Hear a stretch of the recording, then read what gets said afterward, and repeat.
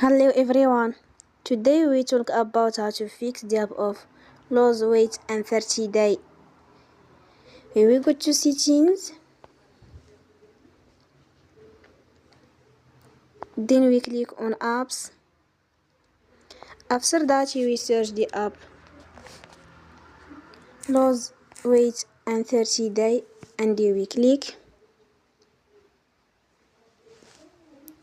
Then we'll on for stop. After that we go to storage. Then we click on clear cache. Here we go to Play Store and they will update your app. Don't forget to support us by like and subscribe. See you next time and thank you for watching.